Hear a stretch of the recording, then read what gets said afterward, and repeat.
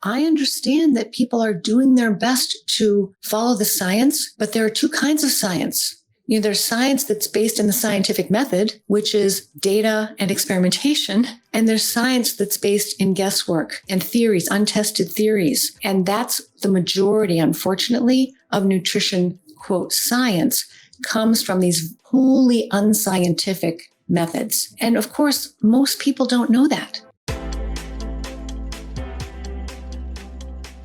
Georgia, welcome to Discover More. Thank you very much for inviting me, Benoit. It's a fantastic introduction. So after some digital flowers, here comes a heavy-hitting question.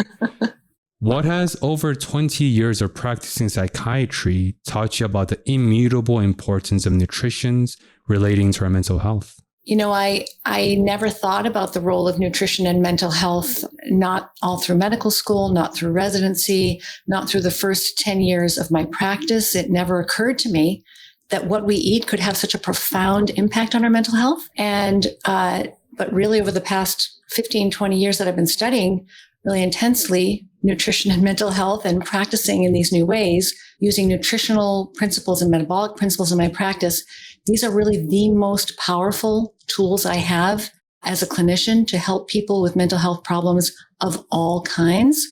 These types of dietary changes that I use in my work, these help people in ways that no medicine can. But in order for people to use these really empowering tools to change their mental health, they have to understand which dietary changes are the ones that are most worth making and why, and they're not the ones that we're used to hearing about. If you understand what the brain actually needs to function at its best, and you apply those principles in your life, you can within weeks, sometimes it may take a few months, but in most cases, days to weeks, you can experience significant improvement in your mental health, almost regardless of the diagnosis you may have been given, or how many medications you've been taking, how many times you've been in the hospital, or how much hope you may have lost. And so I really think that this is the future of psychiatry. And the reason I wrote the book is to put those tools in the hands of people and clinicians who need them now. I think Americans and the culture is really good at catching on to a fad. Right? Veganism took the world by storm for a while. Now this nothing but meat is taking the storm, right? Why do you think humans, or Americans specifically, have this propensity by clinging onto this black and white, oh, this is a Hail Mary, let's put this on the altar and worship it, screw all the other diets? Why do you think that's the case? I don't know, maybe because people who risk everything to travel to a newer world are more likely to have ADHD and a short attention span. I'm not sure why, but more willing to take risks. But there is something about American culture where we will try everything first before we try the thing that actually works and makes the most sense. We're an exploratory people, we're curious people, and we're adventurous people. We are adventurous, even the origins of America, right? That's truly adventure by default. But you mentioned the trends and the mental health situations you've been witnessing the last 20, 25 years of practice. If you can call back to your time as a university psychiatrist at Harvard, what was the trends with students' mental health that you saw when you were working at Harvard as a psychiatrist for 11 years? And feel free to jump back to your current trends. But I'm curious, especially on a college campus, since college students are not known for eating the most nutritious diets, and college students are not known for having the best diet, regardless of the prestige of where they go to. That is true. Food culture on college campuses is a travesty. So just a point of clarification, and I know sometimes the way it's phrased is confusing, but I worked for about 7 years at the Harvard University Health Service, and then following that 5 years at Smith College in Western Massachusetts. So I was specialized in college mental health for about 13 years of my career. And I love working with young adults, and I love working with college students. And that really was my specialty for a long time. One of the reasons why I eventually left my beloved specialty of college mental health is because it was so difficult to in these sort of use these more powerful tools of dietary change in campus settings where dietary culture was so challenging for people. So for example, both at Harvard and at Smith, these are both, very privileged environments with, plenty of resources, and students had a wide variety of choices when it came to dining options. Most students did eat in the dining halls, and at both institutions, there were special dining halls available to some, students. So, for example, I remember most clearly Smith because that was where I was most recently. But for example, there were, vegan dining halls and kosher dining halls and dining halls specifically for athletes where you could load up on carbohydrates. There are lots of different specialized types of dining halls. But what you could not find on campus was a Whole Foods dining hall. You could not go to a dining hall where you weren't faced with lots and lots of highly processed foods and essentially desserts as main meals for breakfast, lunch, and dinner. And so wherever you went, there were refined carbohydrates, there were vegetable oils, there were ultra processed snack foods freely available to students 3 times a day. And of course, the culture of eating outside of meal times was just as bad. So, people eating pizza and cookies and chips and sweetened coffee drinks and granola bars and ice cream, at all times of the day and well into the night. And the other issue facing college students, in addition to the culture of food on campus, was staff as well. For example, even wellness directors on college campuses, if they were trying to lure students to wellness events on campus, they would often lure them with refined carbohydrates like an ice cream sundae bar or free cupcakes or free pizza if you come to talk about wellness. And it's really because most people don't understand how damaging these foods are or these products are to the brain. I mean, these students have come there and in many cases paid quite a lot of money or borrowed a tremendous amount of money to learn and to invest in their brain and the future of their intellectual life. And unbeknownst to them, they're destroying their brains from the inside out with these products. And it was very, very challenging to inspire and motivate people on college campuses to eat differently. Also, it's hard to inspire them when the norm is established. And when they look at their left and right and front and back, everyone's doing the same thing. Yes. So why would they even challenge the system if they're in the system, right? That's right. And, there was a growing trend on college campuses. It was definitely present at Harvard, and it was even stronger at Smith, where I was at later, towards high plant and mostly plant or all plant diets. And this trend also, it was very difficult to try to help people understand that a diet that is based mostly or entirely on plant foods is not optimal for brain health. And so many students that I worked with followed either vegetarian or vegan diets. Not only were they usually not nutritious enough, especially vegan diets were usually not properly supplemented, but also these diets were very high in processed foods. And so they weren't the whole foods plant-based diets that are often recommended or studied in scientific research. These were plant-based diets, but they were not whole foods diets. So they were of just as poor a quality as the diets of the students on the campus who were eating animal foods as part of what they were eating. So almost everyone on campus was eating a really highly unhealthy diet, whether they were eating plants, animals, or both. And this growing trend of, eating fewer and fewer animal foods, most of my students that I was working with were choosing that diet, not necessarily for health reasons, but primarily for compassionate reasons, because they care about the health and welfare of animals and the environment and the planet, and for really good reasons, right? And they just thought that, better health was icing on the cake. They didn't realize that what they were sacrificing for their ideals was optimal mental health, because those diets are not optimal for mental health. And there are definitely some risks to following those diets if optimal health and mental health are what you're seeking. I think that's very unfortunate and tragic, frankly, because we live in a world of surplus. Yes. We don't have a knowledge problem. We have an education problem.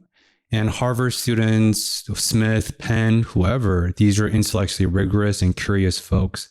And I'm sure they've done their due diligence. They've tried to parse through the millions of information online. But then we can only do so much since misinformation, disinformations, and the marketing plots, right?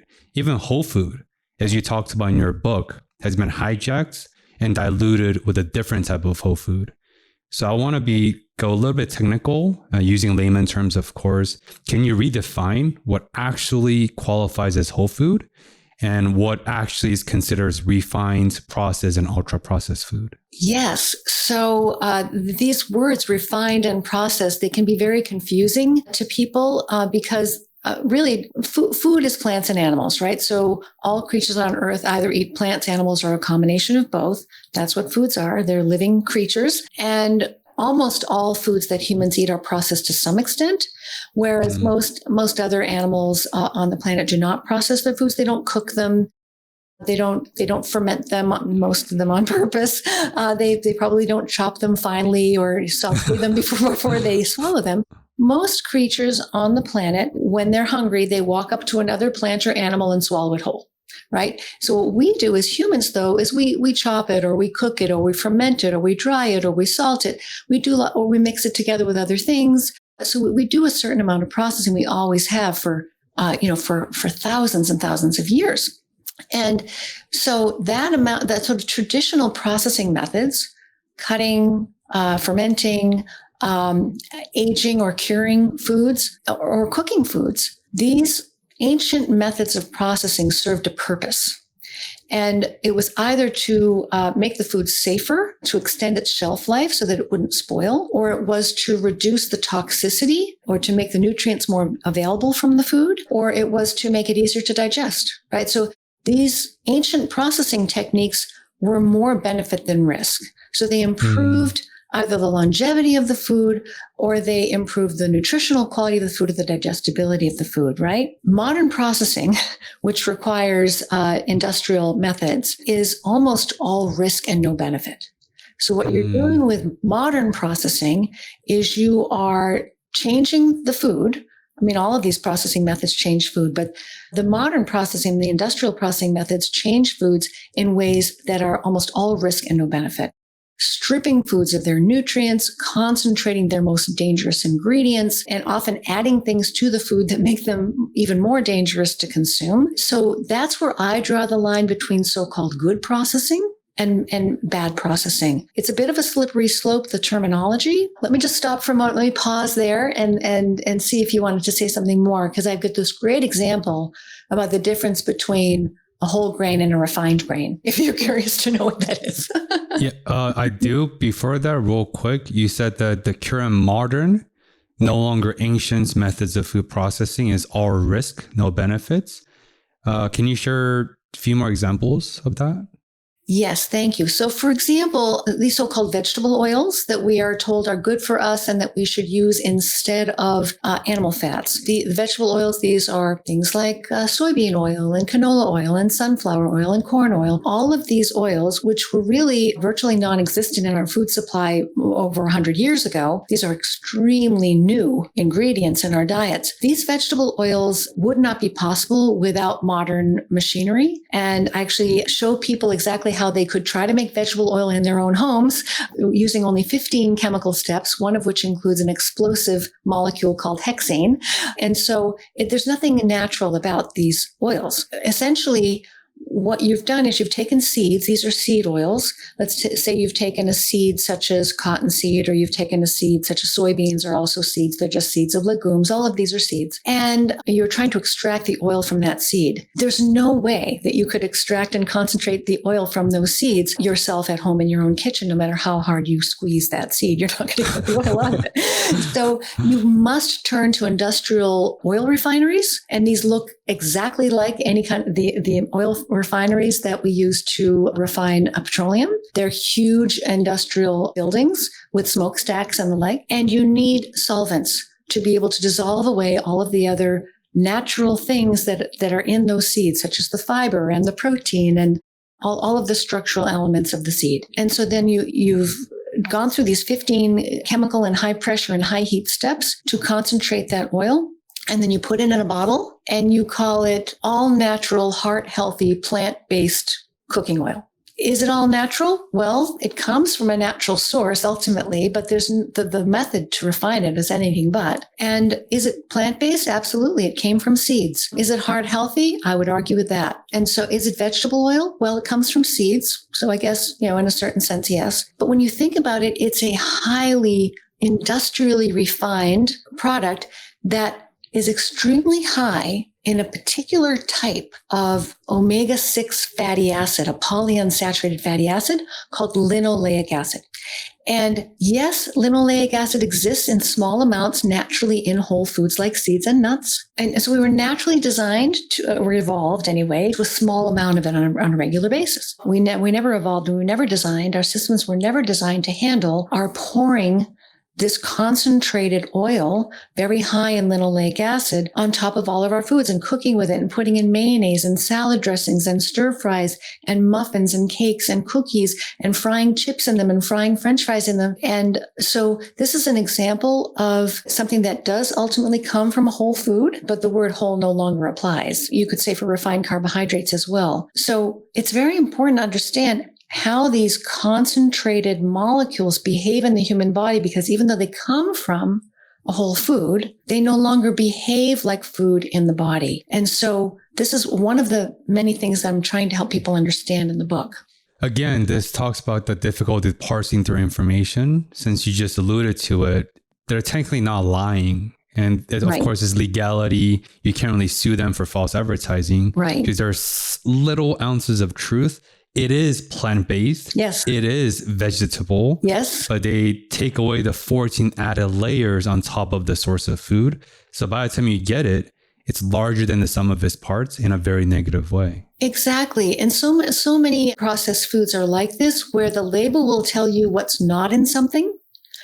Without telling you what's actually in it. So what is it? You're telling me what it's not. So it doesn't contain any animal fats. It has no cholesterol, that sort of thing. Okay, but what does it have in it? And what is it? And why is it good for me? Do I need it at all? Is it something I need to have? Does it taste good? Does it smell good? Most vegetable oils, all vegetable oils, unless they're, sort of cold pressed nut oils or extra virgin olive oil, any fats that come from plants aren't always refined like this. It's the seed oils that get refined like this, because you can get oil out of an olive, you can get oil out of an avocado, you can get oil out of a palm fruit or even a coconut without a refinery, but you cannot get oil out of seeds without a refinery. And so they go through these deodorizing steps and these extraction steps, that use chemical solvents and very high heat processing. What comes out is nothing that we were ever intended to consume. So yes, these are half truths. So they tell you half of what you need to know without telling you the things that you really need to know. What are these oils doing to our brains and bodies? And this is what I do try to explain in the book, is the dangers, so that people can know. I'm nutritionally pro-choice. I want people to be able to eat a diet that they personally feel comfortable with. I have no interest in controlling what people eat. I'm a psychiatrist. I like, as you were saying before we came on, I like to give people choices, right? But I want those choices to be informed choices. And if you have all the right information, you can decide how you want to eat. I just want you to know what the pros and cons are of the choices that you're making, so that you can decide what's most important to you. And to even go a little bit deeper, not just informed choices, informed by accurate information of choices. Exactly. Since the Harvard students you alluded to, the Smith students, they were making what they thought as informed choices. Yes. But in reality, they weren't. And it's not their fault. Absolutely not their fault. Most people, most students, most college students, I have to say, most of them aren't old enough yet to be driven primarily by health concerns. Most of them haven't faced, any medical crises yet in their own lives. And, young people kind of naturally feel kind of invincible. And, why should I need to worry about that? I'll worry about that in, 20, 30 years. That's all normal and natural. So most of the students who came to see me, although they were suffering with mental health problems, that's why they were coming to see me. They weren't worried about their physical health, and they weren't worried about their future mental health. They were just worried about what was going on for them in the moment, right? And of course, That's the way it should when you're in your early 20s. But, they weren't motivated by health primarily. Most young people are really, and with very good reason, concerned about the environment. They're concerned about the environment. They're concerned about air pollution, water pollution, land pollution, resource utilization. They're concerned about, the future of our planet. And they're concerned about animal welfare as well. They should be. So these are all really, really important concerns. Trying to help people understand, and they were often very well informed about the topics that they cared most about. Even adults in their 40s, 50s, 60s, 70s who are very well informed on nutrition and are very motivated to understand the relationship between nutrition and health. And they will say to me, I follow science very closely, and I know everything I need to know about nutrition, and that's why I eat this particular way. And the reason I wrote this book is because I understand that people are doing their best to follow the science, but there are two kinds of science. There's science that's based in the scientific method, which is data and experimentation. And there's science that's based in guesswork and theories, untested theories. And that's the majority, unfortunately, of nutrition, quote, science comes from these wholly unscientific methods. And of course, most people don't know that. How could they possibly know that? It takes a long time to dig in and understand what's really going on with nutrition science and why it seems so complicated on the surface and why the rules seem to be constantly changing. The reason for that is because there's no science behind those recommendations. And so these theories are kind of twisting in the wind. One day eggs are good for you. The next day eggs are bad for you. The third day eggs are good for you again. Well, if you look at the science, there's no question that eggs are good for you. When you look at the untested theories and the guesswork, the questionnaire-based guesswork that most nutrition science headlines and guidelines are based on, then you're going to flip-flop because there is no there. There is no biology or even common sense or logic behind that methodology. I want to zoom in into what you just said and tying back to the introduction. Why is it that most of USDA's Americans' dietary guidelines are based on no science, like you said? Since most people read the headlines, even if it's scientific paper, and they will maybe read the abstract and maybe read the summary. If they've trained, maybe they'll read the limiting factors, right? Since a good scientific paper should comprise of all of that, but not everyone's scientifically trained, of course. And it's not their fault. Everyone have limited energies, limited time, limited effort. But going into what you just said, Georgia, why is it that most guidelines by America's official food recommendations by the government is unscientific? I 100% agree with you.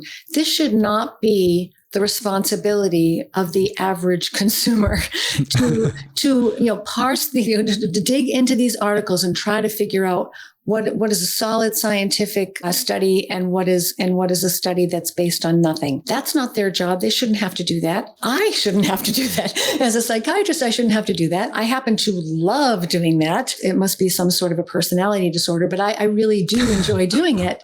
It's one of my favorite things to do, but that's not everyone's cup of tea, and it's really time consuming. The people I wish were better stewards or better guardians of nutrition science to help only the higher quality scientific papers make it into media headlines, make it into our nutrition guidelines, make it into scientific journals. The people that I wish were better stewards were not just science journalists, because science journalists, many of them also do not understand the difference between these two kinds of nutrition science methodologies, but the editors of scientific journals, reputable scientific journals, continue to this day to publish studies called nutrition epidemiology studies, which are completely unscientific. They are untested theories and guesses, and they are published as though they are factual conclusions. And people use these policymakers, teachers, physicians, institutions use these papers to make decisions about what people should eat. And they don't realize that these are wild guesses, often biased wild guesses, that have not been tested. There actually is no data in these papers whatsoever. Without data, how can you call yourself a scientific paper? I can't understand why it is that very intelligent editors of science journals continue to publish these articles. Because as soon as they're published in a reputable journal, the media will pick it up, the USDA will pick it up, and they will use them. And why shouldn't they? And all of our guidelines and most of our nutrition beliefs and most nutrition headlines we see in the media come from these nutrition epidemiology studies because they're published in reputable journals. And if we could at least stop doing that, I think that would be a great step one. I like to compare the explicit and the implicit on the podcast. So explicit just means visible, obvious, blatant. Implicit just means like the subtle, invisible. My concern with that is that contributes directly to the rise of skepticism and contrarian view for science. It's almost like a bad apple is rotting the entire field of science. And more and more people are saying that, oh, science BS, look at all these counterexamples. And more often than not, they have valid points, like what we're saying. Yes. And just another more depressing thought is I encourage people to look more into this. About a third, less than a third of USDA Board of Advisors, they're formerly chairmen at Exxon, Pepsi, and all these massive mega billion corporations. You know that as well. But let that sink in. People who represent Pepsi, Exxon, somehow through their political and financial ties, become the advisors on USDA, the official institutions that's supposed to empower and enrich Americans' health by good diet. But that's the system and the monstrosity we're dealing with. But I digress. Going back to it's a shame because, of course, science means it is until it is not. And we should uphold constantly renewing our knowledge. That's what scientific inquiry is. At the same time, like, why are we letting all these unfalsifiable in terms of unscientific way? Because it's a confirmation bias in terms of, oh, this study affirms what I believe in, so let me co-author this or co-sign this. But I'm seeing this, like, extrapolate this beyond just micro, like individual health. As a former policymaker, I see a much bigger, massive, really negative trends. Because how can, as you said, how can individual consumer fight that? We can't. We're not equipped to. Everything you just said was so important that I don't want to miss responding to each element of what you just said. So one, I'll take the last thing first, which is how are consumers supposed to fight these, lobbyists and greed and corruption within the nutrition guidelines system? And it's well documented. Money interests are poisoning our guidelines. There's no question about that. And these are huge forces. And I'm not a person who likes to think about policy, or I'm not a person who likes to think about politics or policy or legislation, anything like that. It's just not my favorite thing to think about. So what I try to do instead is give individuals and families, doctors and consumers and patients, the information they need so that they can make their own decisions regardless of what the government is or the guidelines or the cereal boxes or whatever, the commercials or whatever. They can stay strong and confident in their knowledge of the simplicity of what nutrition science is very simple. But the reason why I had to write a huge book about it is because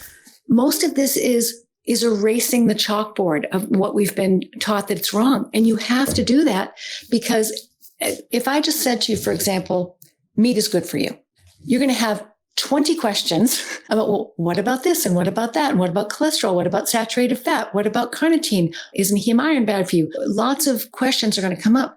So that's why I can't just say meat is good for you and full stop. I have to write an entire chapter explaining to you where all those myths about meat come from so that you can decide for yourself whether you think meat is good for you. The sentence that I opened the chapter with actually is true or not. You can decide for yourself after I show you where this information comes from. And so one thing is, yes, empower the individual, because there will always be these forces trying to sell you the wrong information so that you will buy the wrong food, so that you will make people money. You have to be strong and confident in your knowledge. Another thing you said is problems like this, where an unscientific method generates paper after paper after paper after paper that gets published in journal after journal after journal after journal. That kind of problem contributes to the erosion of the public's confidence in science. So the definition of, we have to be very clear, and I spelled this on the book, be clear about, okay, what is science? What kind of science are we talking about? In order for something to be scientific, you have to have something that you observed in the natural world that you can measure. So a piece of data, how tall is that tree? How much does that rock over there weigh? Something that's concrete, observable, reproducible. You have to have something real, something that you can measure that's concrete, a piece of data. And then you have to come up with an idea about it. Why do I think this is the way it is? Why is this rock round? Why did that apple fall out of that tree? Why is that log shorter than this log? Whatever it is you're observing, then you have to do an experiment to test your theory. So you can see whether or not your theory is bringing you any closer to the truth or understanding that's going to help you understand the world that you're living in and help you make good predictions about what you can expect of the world around you. So you need data. And you need experimentation. So the problem with nutrition epidemiology, this way of studying the relationship between nutrition and human diseases. So they make an observation in the world, and the observation is, I wonder if people who eat more meat, this is just one of many, many examples. I wonder if people who eat more meat are more likely to develop cancer. Or I wonder if people who eat more blueberries are less likely to develop dementia. They generate these questions that they're curious about in their minds. Notice, first of all, that the questions are often biased by their own nutrition beliefs. I think blueberries might be good for us, so let me think about that. I think meat might be bad for us, so let me think about that. So they don't design an experiment. They don't change people's diets to see what happens. Instead, what they do is they send questionnaires out, sometimes to tens of thousands or even hundreds of thousands of people repeatedly over many years. So you can see a study that says, we studied 115,000 people over 30 years. And we studied their dietary habits. And we discovered that people who eat more blueberries are less likely to develop cognitive problems later in life. And then this study gets published in, a very reputable journal. It's usually done by scientists at very reputable institutions like the Harvard School of Public Health, the Tufts School of Nutrition. And then it generates a headline such as, blueberries protect against cognitive decline, right? So this happens all the time, almost once a week. But the problem is, they did not measure what people were eating. They gave them questionnaires, very limited food questionnaires, and asked them ridiculous questions such as, how many half-cup servings of blueberries have you eaten over the past year? Can you answer that question? If you eat blueberries at all, you're not going to be able to answer that question with any degree of accuracy. So that's one problem, is they're not measuring or recording what people are eating. They're asking them to remember. And the questions force you to quantify your answer. So you can't say, well, I don't know, or I don't remember, or you've got to be kidding me. You have to pick an answer. And that answer, the number of half-cup servings of blueberries that you're estimating that you've eaten over the past year, mind you, not last week or last month, that becomes the data. These are wild guesses. Sometimes they're lies. Sometimes people lie to themselves or the researchers about what they're eating because they're ashamed or they're embarrassed or they're wishful thinking or they actually believe they're eating better than they think they are. Anyway, lots of problems with these numbers, but they're not real. These numbers are not real. This is not data. And then they take these numbers that aren't real, and then they look for patterns. It looks like people who report eating more blueberries have a slightly less risk of dementia when we follow them over a long period of time. Then that's a hypothesis. I wonder if this might mean something. I wonder if it's true that people who eat more berries have less risk of dementia. Do they test that in a clinical trial? No. They publish this as a finding.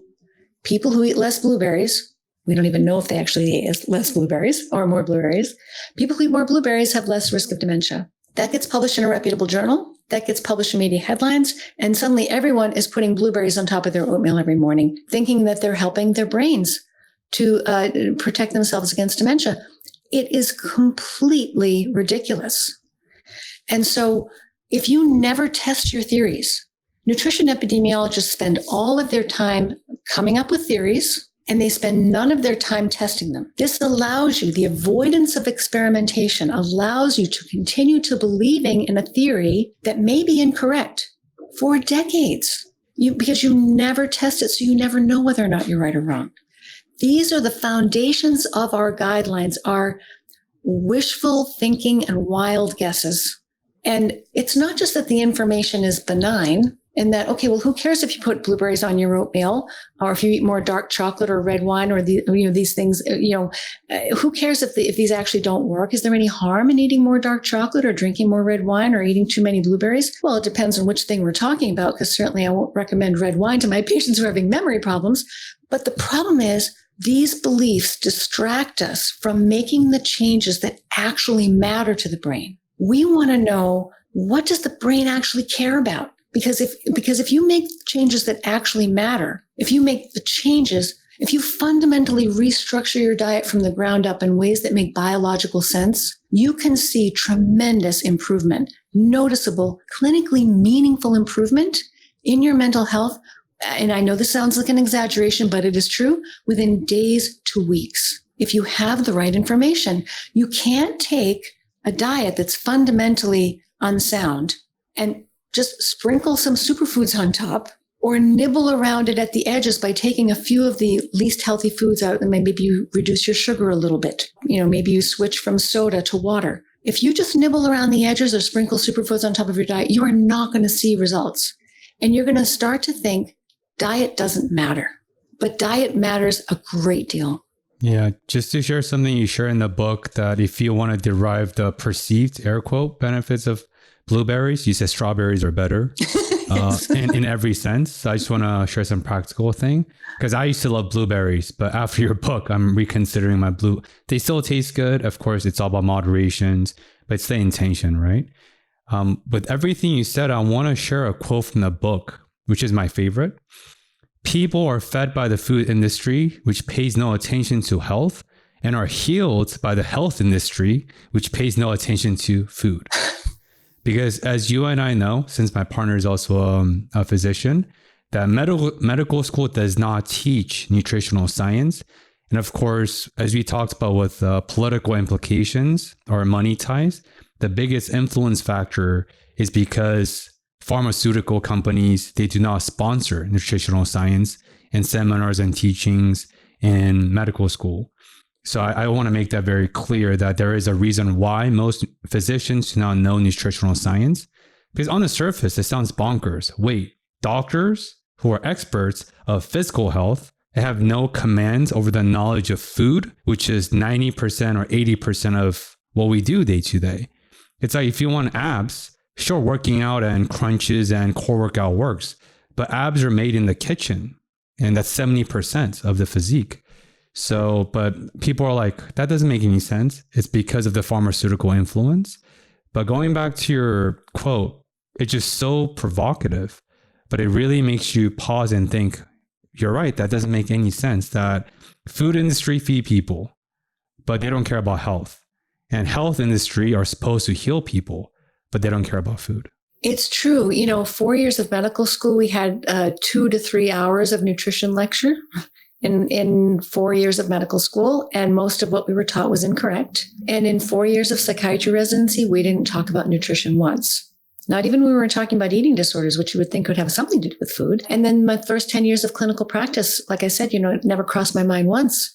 And if I had known then what I know now, I could have been so much more helpful to the patients that I work with for the first 10 years of my practice, and to myself. I mean, I really wish that I knew what I know now about nutrition back when I was growing up, because the foundation of our mental and physical health is good metabolic health, good nutrition, good metabolic health, making sure that, and the principles I lay on the book are really simple. Nourish, protect, energize. You must nourish your brain and body by making sure that the foods you eat contain all the nutrients that you need. So that's step one, nourish. And if you don't know where those nutrients are, or you have been given the wrong information about where those nutrients are, you'll fall short there. Protect. Don't eat things that are damaging to the brain. Well, if you've been given the wrong information about which foods are damaging, you're not going to know how to do that either. And energize the brain. If you don't understand how the brain makes energy and what its preferred energy sources are, your brain will gradually lose its ability to generate energy reliably. And as you age, what's going to happen is your brain is going to have a harder and harder time turning glucose, blood sugar, into energy. And you will gradually lose your mental capacities. this is the foundation, the main driving force behind most cases of Alzheimer's disease is feeding the brain incorrectly. And we have known for almost 20 years now that poor metabolic health, high insulin levels, high glucose levels, this is what's driving most of our health problems. We have known that insulin resistance and prediabetes and high glucose and high insulin levels have been not just associated with a higher risk for Alzheimer's disease, but a key driving causal factor in the degeneration of the brain. And so by slowly robbing the brain of energy over many decades, Alzheimer's does not happen overnight. It's never too late to change your diet and improve your mental health, but it's also never too early. And when I was a college psychiatrist, I became interested in Alzheimer's disease, even though I was working with people who were, 18 to 26 years old, because I was studying nutrition and metabolism, and I came across this very solid science and quite compelling, quite clear, multiple lines of high quality evidence saying that, cognitive decline can begin as early as our 20s as we become insulin resistant. My college students whose insulin levels are running high, many of them, and who are already developing, obesity and all the hallmarks of chronic disease were starting to sprout. I had college students whose insulin levels were 20, 30, 40 when they really should be below 10. When you're leading this high insulin lifestyle, you're gradually eroding the brain's infrastructure and its ability to produce energy. And so these young people were on the road to Alzheimer's disease without even realizing it. So I became very passionate about this because I thought this is very empowering information. And we need to put this information in the hands of people in case there are some people out there who care and want to make the right changes. I know not everybody's going to change their diet in these ways, but there are some people who care a great deal. If some of your listeners are among those people, if they have the right information, they can even recover completely in some cases from even very serious mental illnesses, again, in a very short period of time. And the science in this area is really exploding and is very promising. So I think it's important to put this information in the hands of people now. Real quick, can you, in a layman terms, explain, since we know what insulin is, what is insulin resistance, and what is metabolic health? So metabolic health is just how your cells take care of themselves, right? So how they make energy, what they do with the nutrients that they take in, how they take care of themselves, how they clean up after themselves, how they build parts, how they recycle their parts. Each one is just sort of like a little factory that's taking care of business every day. And it's all the inner workings of your cells. And so if you have good metabolic health, then your cells are functioning properly. And if you have poor metabolic health, your cells are not functioning properly. These are cells throughout the body and the brain. Brain is actually part of the body. So what is insulin? So a lot of people think of insulin as a blood sugar regulator. And that's what I was taught in medical school. Insulin keeps your blood sugar down. If you have type 2 diabetes and your blood sugar is too high, you give yourself an injection of insulin and the blood sugar comes down. But insulin is actually a master growth hormone and really a metabolic conductor. Every cell in your brain and body has insulin receptors on its surface to listen to insulin's messages, because insulin is telling your cells what to do with foods you eat. Insulin is a hormone of plenty. After you've eaten, insulin levels rise to say, we've got food coming in, and here's what I want you to do with it. So it turns on all of these systems inside your cells that need glucose molecules or protein or whatever you've taken in. It's going to say, we've got nutrients coming in. Okay, you're going to fire up these pathways. We're going to build new molecules. We're going to grow. We're going to divide. And anything extra that we have left over, we're going to store as fat. Insulin is telling you to build, grow, and store because it's the hormone of plenty. When insulin levels are low, all those processes quiet down and cells enter a healing mode, healing, recovery, rejuvenation, repair, recycling mode. So they take care of themselves. And so you want your body to spend some time in both of these states. You do not want to be in a high insulin state all the time. You need to give your cells a rest, a break from food processing. So the problem is that we live a very high insulin lifestyle. Almost everything that's unhealthy about our lifestyle is unhealthy because it raises insulin levels too high. So eating too frequently, eating the wrong foods, eating too much food, not exercising enough, not getting enough sleep, being too stressed. All of these things raise insulin levels. And insulin is primarily driven by the foods you eat. Now, the other side of that is that so many of the foods we eat are no longer food. So more than 60% of what Americans eat now is ultra-processed non-food products. And these foods are designed not only to spike our insulin levels to unnaturally high peaks, but they're also designed to be addictive so that we can't stop eating them. So these foods raise our insulin levels and keep them high because they make us hungry. So now we're eating not 2 or 3 times a day. We're eating 4, 5, 6, 7 times a day. Every meal, every snack, refined carbohydrates, naked carbohydrates, they turn instantly into huge tsunamis of glucose in the bloodstream, requiring huge tsunamis of insulin to process that glucose. That is a very dangerous situation for metabolism. The cells need to take a break from insulin so they can quiet down and heal and restore and recycle and rejuvenate. Instead, your foot is on the gas pedal and you've pushed it to the floor and you're keeping it there from the moment you wake up until right before you go to bed. And so your insulin is high all the time.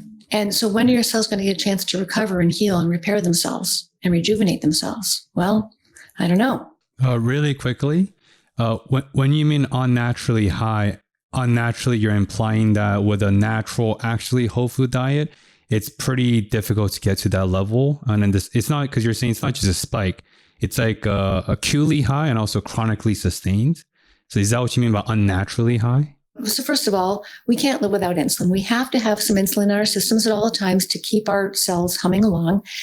If you have no insulin at all, that's type 1 diabetes, and it's deadly. The only cure for type 1 diabetes at this point in time is insulin injections. Without insulin, you will die very quickly. So we've known that for a very long time. We do need some insulin at all times, and it is natural and normal for insulin to fluctuate. It is natural and normal for insulin to rise after we eat. Everything we eat raises insulin to some extent, except pure fat, which nobody eats. People always eat fat in combination with other things. But protein raises insulin, and carbohydrates raise insulin even more. And refined carbohydrates, so these are naked carbohydrates like sugar and flour and cereals and fruit juices, these raise insulin the most.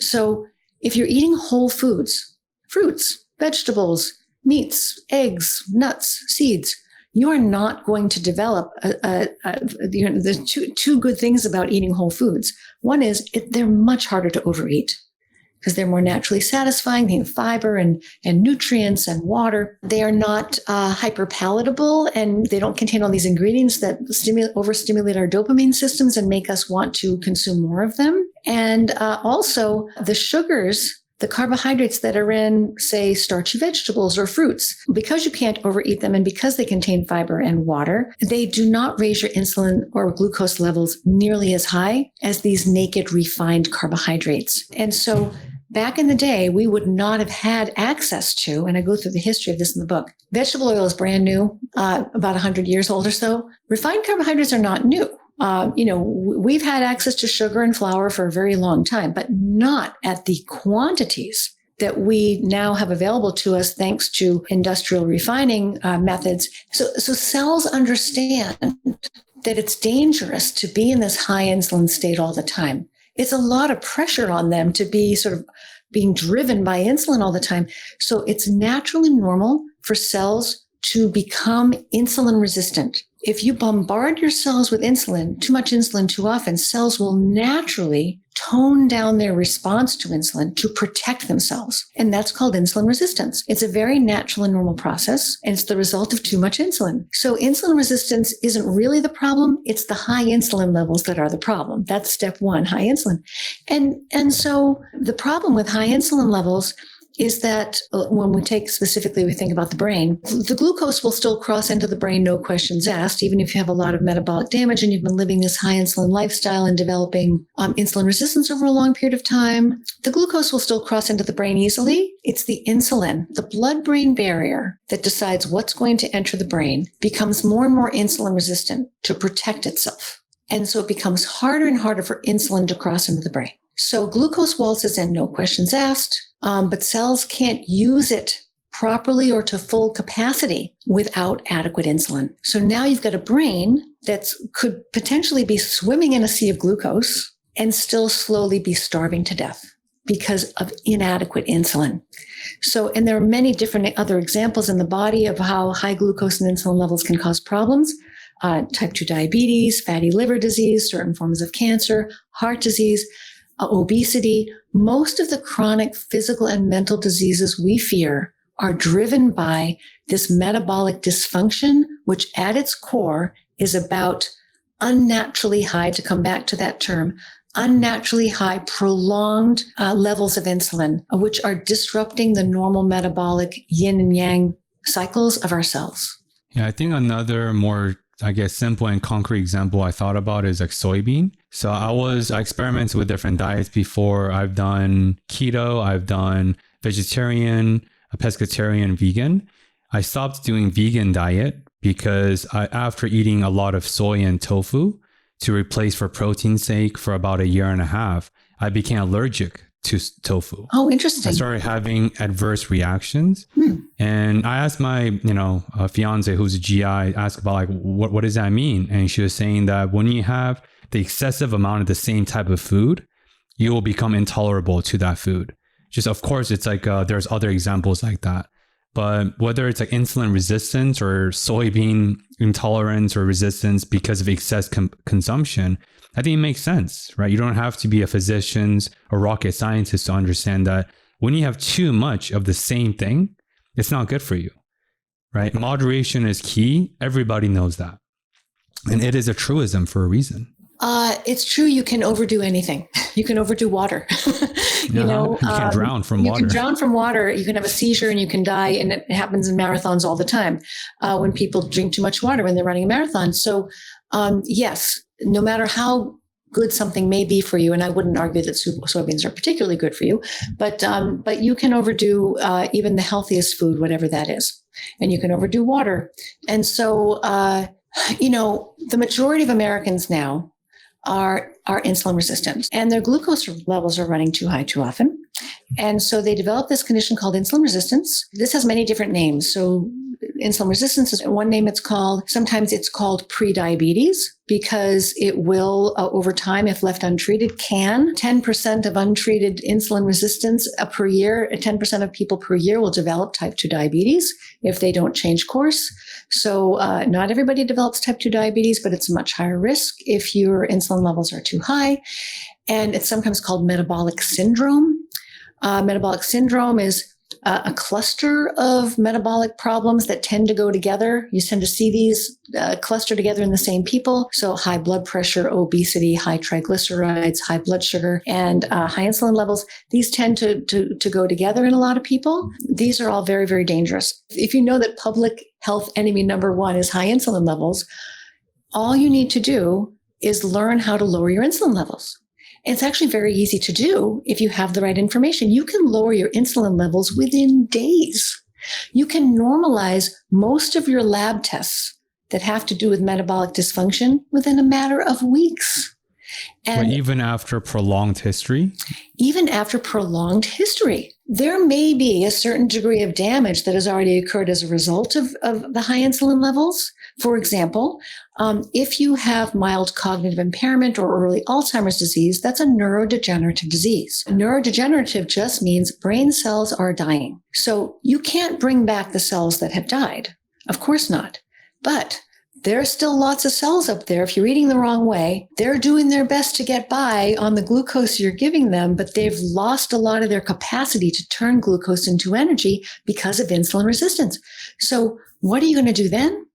You can't feed them more glucose because the insulin won't be able to get in to help that glucose get processed. You've got an energy gap. By the time you notice any problems with your memory, if you're on the road to Alzheimer's, you have something called mild cognitive impairment, which some people think of as pre-Alzheimer's. By the time you notice any problems with your memory, you can already have lost 25% of your brain's glucose processing capacity due to insulin deficiency inside the brain. And adding more insulin to the situation is not going to help. The insulin can't get in. Some of it will, but adding more is just going to make the insulin resistance worse. What are you going to do? really the best thing you can do is switch over to a more fat-based energy delivery system, because your glucose energy production system is failing you. And so you need a supplemental fuel source. More glucose will just make the problem worse. More insulin will just make the problem worse. If you switch to a ketogenic diet, all you're doing in a ketogenic diet is lowering your insulin levels. It's a low carbohydrate diet, moderate in protein, because remember, protein raises insulin too. This is a low carbohydrate, moderate, adequate protein, higher fat diet that turns on fat burning and breaks some of that fat down into ketones. Ketones are little bite-sized fragments of fat that cross the blood-brain barrier easily, doesn't need any insulin to cross into the brain, and bridges that energy gap. Those cells can now use a mixture of glucose and ketones. And so if they were sputtering along and doing their best to get by with what they had, now you've given them a supplemental fuel source that can help pull them back online and rejuvenate them, and they can start to work at peak capacity again. And this is so many people. I see this in my clinical work all the time, and we're starting to see this in the clinical research. When you switch to a ketogenic diet, you often hear people say, when people switch, often within days, they'll say, wow, the mental clarity, I have such mental clarity. I'm getting so much more done. I'm thinking so much more clearly. I have more mental stamina. I can concentrate better. My memory is better. My mood is better. I feel more stable. I feel more resilient. Things are easier. One gentleman said, and I put this quote in the book, I feel like my brain just woke up from a long winter's nap. Paradoxically, the more sugary your diet is, the higher your sugar and insulin levels are, the harder it becomes over time for your brain to use that sugar for energy. I know it sounds upside down, but that's what's actually happening. And so this is a really powerful metabolic intervention that can substantially change the way people behave and think and feel, again, often in a matter of days to weeks. And so if people understand how simple and how powerful this is, and they care about their health, because not everybody does, then they can use these tools to dramatically improve not just their current health, but also protect their future health. I think the paradox makes sense. It's like you want just enough snow to ski and snowboard, but an avalanche will kill you. Right. You want some waves to surf, but a tsunami will destroy entire cities. So I think it goes back to the excessive nature of any consumptions. But I'm a very visual thinker. I don't process visually, but I like to think visually, if that makes sense. But it's just, like I said, like tsunami kills, but waves, you can surf and have fun, right? But I just want to zoom in on everything you said, but make it really practical and really, really simple. Yeah. Since this is a lot of information, a lot of layers. Based on your expertise, if people like Dr. Georgia, thank you for the information, but it's too much. We have mouths to feed, work. It's too much. Can you just give us something simple? Create a very simple list with maybe 5 core ingredients that can maybe achieve this lower insulin level by next week, this time. What would that list comprise of? I love this question. So the simplest thing that every family, every person can do is, if it has an ingredient label, don't eat it. And, meat, eggs, fish, poultry, fruits, vegetables, nuts, these things don't need an ingredient label because they're whole foods. If it needs and has an ingredient label, don't eat it. If all you did was that, you'd be healthier than 95% of the people around you. Now, the reason why that's not going to go far enough for some people is because for some of us, we've had so much metabolic damage that we have to also lower our carbohydrate intake and switch more to a fat-based system to function properly. But that's level 2. Level 1, and I spell this out in the book. I give different degrees of dietary changes for people to explore. I, on purpose, did not write this book just about ketogenic diets for mental health, although it is a lot about that. It's the first book about how to use a ketogenic diet to improve your mental health. But it's not just about ketogenic diets, because I know there are lots of people out there who, they hear the word ketogenic, they're like, no, that's a non-starter. I'm not going to do that. That's okay. There are lots of ways you can improve your diet without doing a ketogenic diet. And the other thing I really make clear is that I give a lot of information about plants and animals in the book and the nutritional differences between them. And I make recommendations, but you can get the benefits of a ketogenic diet no matter how many plants or animals you're eating. You can get the benefits of ketosis if you're a vegetarian, if you're a vegan, if you're a carnivore, if you're an omnivore, but you can get the benefits of ketosis, that metabolic benefits, those energizing, healing, anti-inflammatory, antioxidative stress benefits. So step one is don't eat anything with an ingredient label. So if you take all the ingredient labels out of your life, now you're down to just whole foods. Second step is understanding which whole foods are working for you and which may be working against you. Not all whole foods are created equal. So I explain in the book, grains, legumes, these are not ideal for human consumption. There are many, many problems with grains and beans. And I explain that in the book if you're curious. Okay, whole foods first. Second is, okay, which whole foods do you want to really spend your money on and focus on? Because some whole foods are healthier for you and more nutritious for you, and some are more risk than benefit. The grains and legumes are more risk than benefit. And so that's step two. Step three is test yourself for insulin resistance. It's really easy to do. It's cheap, and there are even ways you can do it that don't cost anything. And because you have to know where you stand metabolically to understand how safe carbohydrates are for you. There's a bunch of different ways you can do this, but here's a couple of simple ones. You can measure your waist circumference and compare it to your height. If your waist circumference is more than half your height, it's very likely that you have insulin resistance. If you look at your cholesterol panel, whatever the last cholesterol panel is you had done, or get a new one done, any doctor will order this for you. Look at your triglycerides. Don't look at your LDL. It's not that LDL cholesterol doesn't matter. It's that it's the least helpful number on your cholesterol panel. It's the one all your doctors pay attention to because there's a medicine to lower it, but that's not the one I want you to pay attention to. I want you to pay attention to your triglycerides. If your triglycerides are over 100 milligrams per deciliter, then you are eating more carbohydrate than you can safely burn or store. That means you need to reduce the amount of carbohydrates in your diet. Another thing you can do is you can get not a fasting glucose level, although that's fine. You can look at it. You want a fasting insulin level. If your doctor won't order it, it costs $10 or $15 without insurance. You can order it yourself online. You can order your own lab tests nowadays. The insurance won't cover it, but this is a very cheap test. Fasting insulin level. You want your fasting insulin level to be in the single digits. If it's higher than 10, then the higher it is, the more likely it is that you have insulin resistance, and above 10, you're edging into insulin resistance territory. You want to lower those insulin levels by either eating less often, eating smaller amounts of food, or eating less carbohydrate, or exercising more. All of those things lower your insulin levels, and that's why all of those things are considered good for you. Calorie restriction will lower your insulin levels. Carbohydrate restriction will lower your insulin levels. Eating less food will lower your insulin levels. Eating less frequently will lower your insulin levels. And exercising will lower your insulin levels. So those are all healthy habits that you can mix and match to your heart's content to try to get that insulin level down. And if you're doing the right things, it'll come down within days. So these are some very simple things you can do to figure out how metabolically healthy you are. Your insulin resistance, it's like a crystal ball where you can see into your future, into your metabolic and mental health and physical health future. So you can see disasters coming long before they hit you, and you can do something to turn your fate around. It really is that powerful. Yeah, and we would need a 4-hour conversation to dive into these, but I'll just share a couple highlights from your book. And of course, your book goes a lot more extensively. And I just want to denote that I think your last chapter or two is specific for different recipes based on preferences. And also, I've tried personally ketogenic diet before, but I think I'm genetically incompatible with it. I'm very sensitive to fat.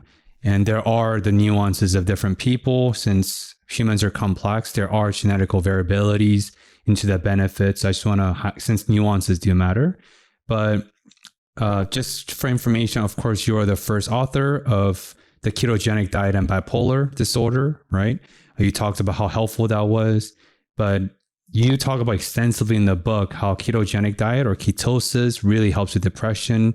You talked about a very powerful case study with your patients. You also talked about for yourself. You used to work out rigorously, a lot of hiking, you were fit, but then after you hit 40, all these somatic or these unexplainable situations were happening, which of course was your catalyzing event to go into this nutritional psychiatry, not just psychiatry. But I just want to share those contexts. since it's very helpful, because we're definitely towards the end of the conversation. I want to squeeze 2 more questions in. Sure. You're the first one talked about in this book, as I share with you offline. You're the first one I've ever said that we should rethink the saying of food is medicine. Can you briefly describe what you mean by that? And similar to the fallacies of superfood, right? You talked about in the book, we won't go into it, but there is no such thing as superfood. You debunked it in the book through science and history and context.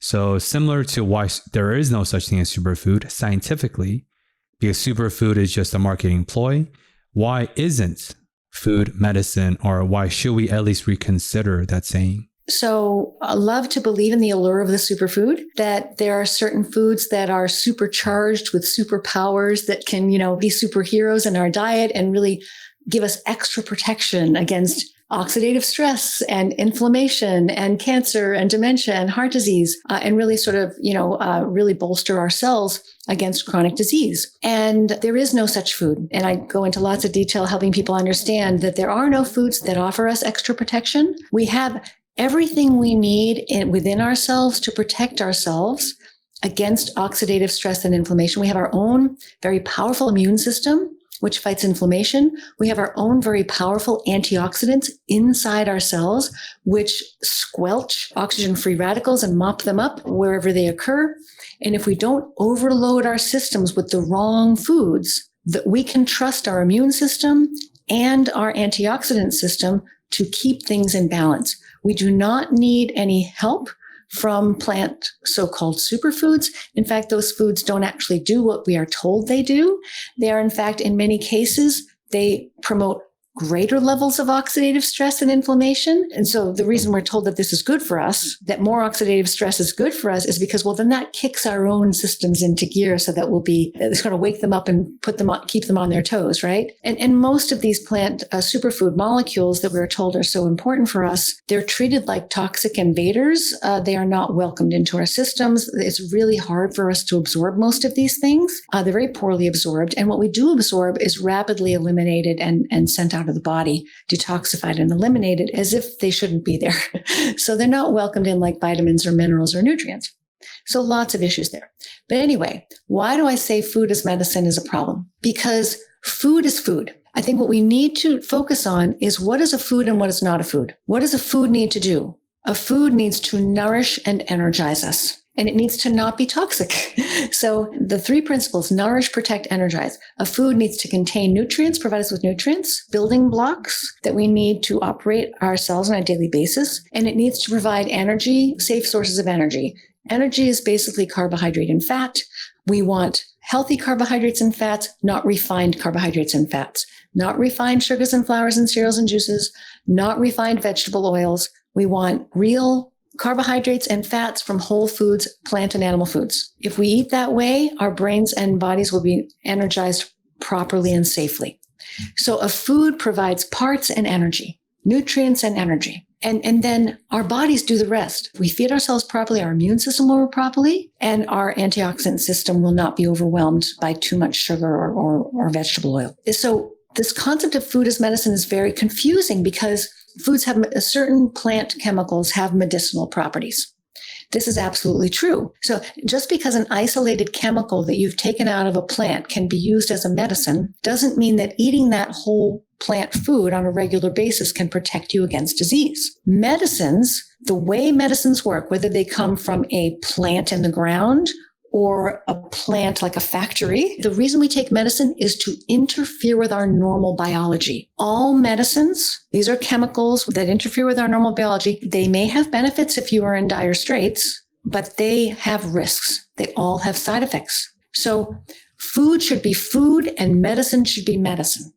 If you want to keep yourself healthy, eat food and know what food is and what food isn't.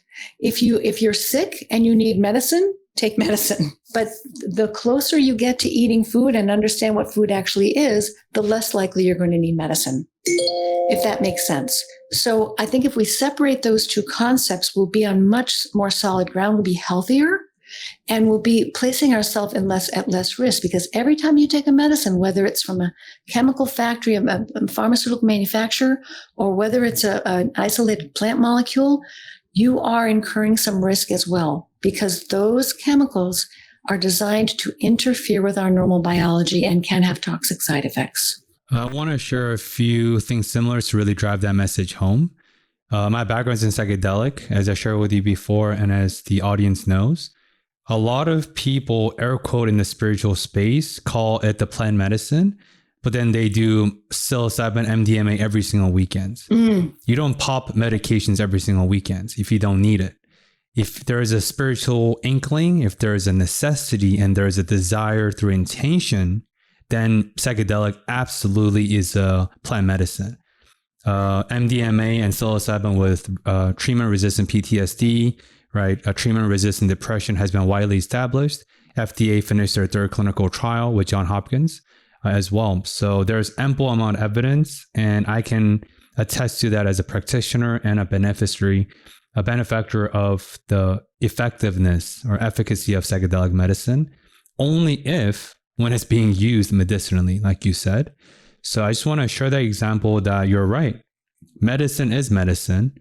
And if you truly view it as a medicinal usage, there has to be intention and purpose.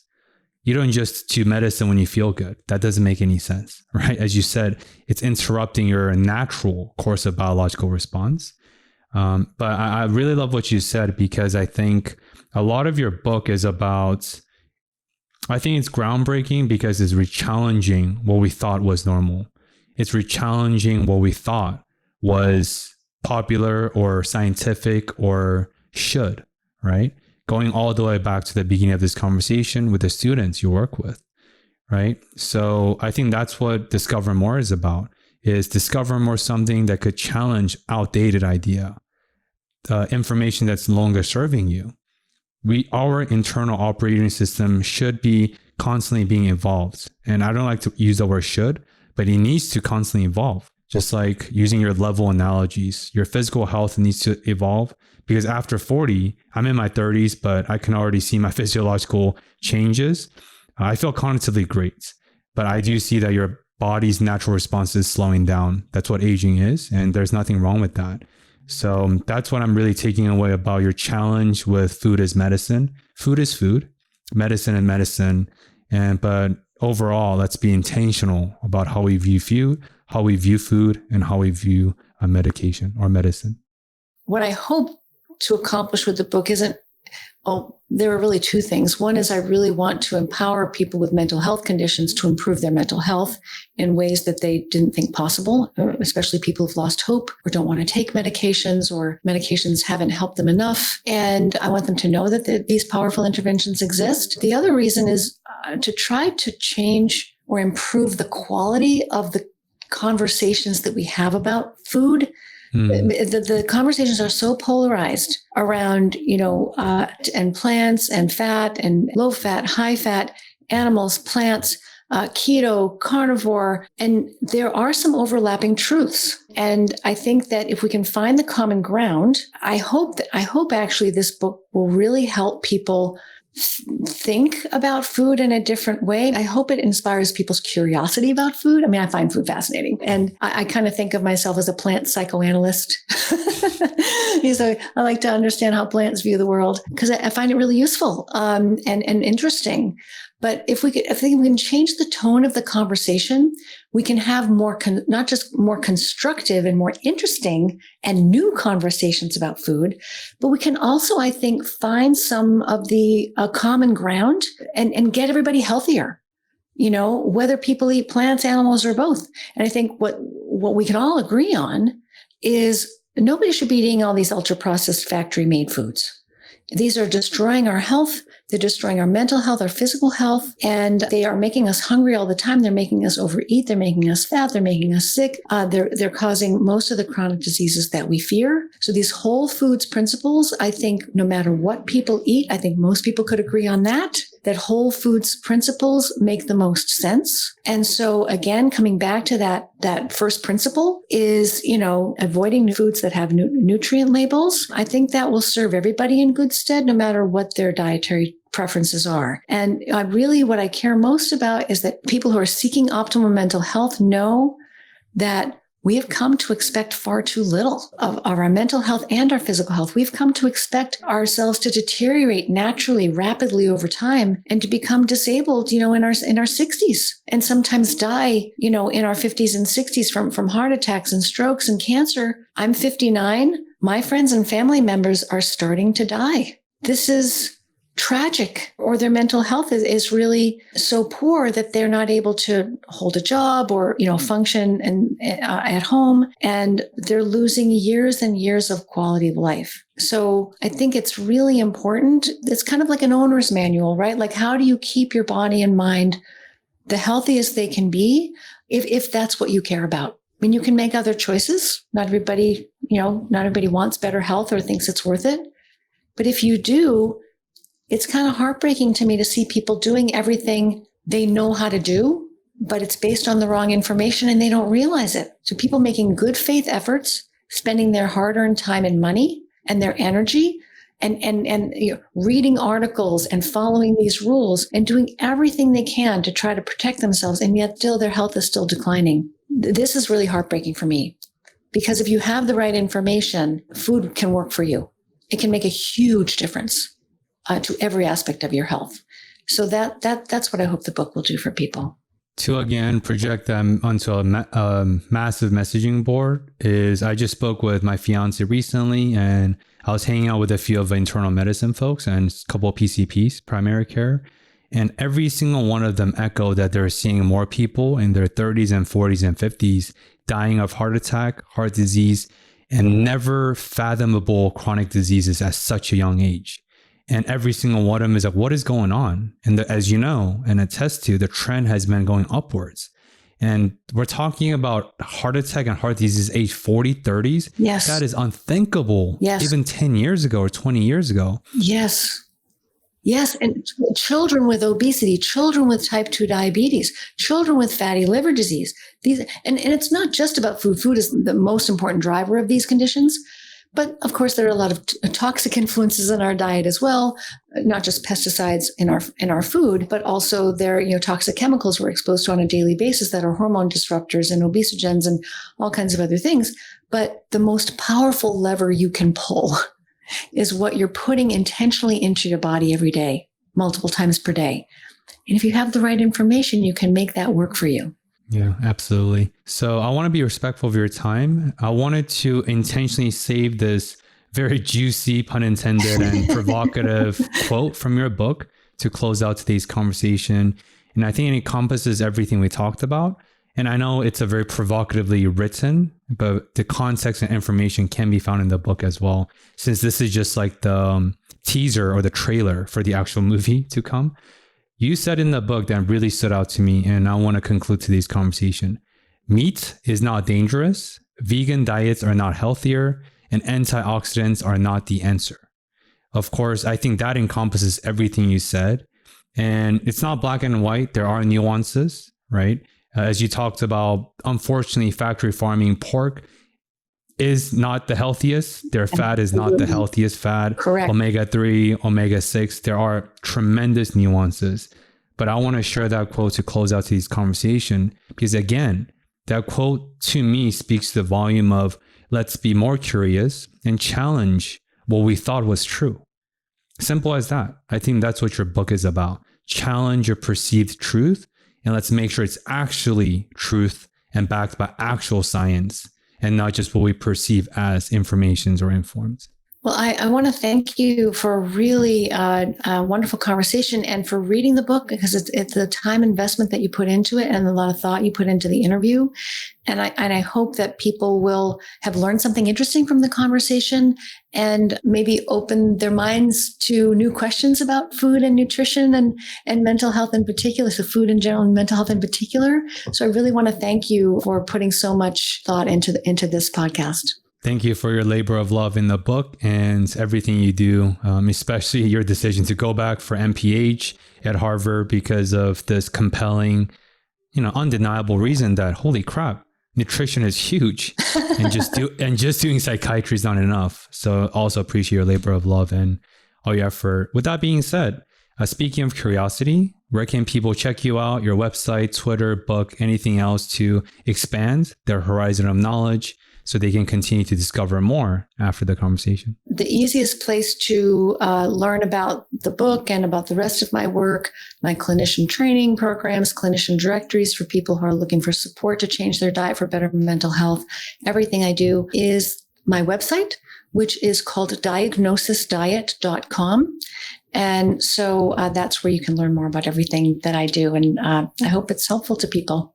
Yeah. And of course, I'll link all the information in the show notes below. But with that being said, like I said, I appreciate your time today. I appreciate your exceptional expertise. And I'm definitely going to implement changes because when you see something, you can't unsee it. So aside from getting rid of blueberries or decreasing because I love blueberries. I don't eat in half a cup, like you said. I eat them in literally just handfuls and the entire cart of blueberries. But thank you for your work. And thank you for your time today and your expertise and your mission statements. You're welcome. And I hope I didn't scare you away from blueberries. I didn't mean to scare people away from blueberries. I just wanted to let them know that they didn't have any special superpowers. Yeah. Superfood is a marketing ploy. Exactly. Right? Blueberries Simple. are delicious, but they're not going to protect you against dementia. Echo that. But to all the audiences, if you have made it till these ends, I appreciate your time and effort. I know this conversation might be depressing for many of us because it's such a reality breaking moment. But ironically, this is what you need to do to decrease your depressions and improve your mental health. And I personally feel like worthy things require great effort. And great effort usually leads to worthy pursuits. So I'm going to take this call and improve my diet to change my mind. And I urge you to make the same call to action as well. And as always, I will link all of her information in the show notes below. And I encourage you to choose curiosity over fear in the next week's Train Up Discover More. Thank you for tuning in with us.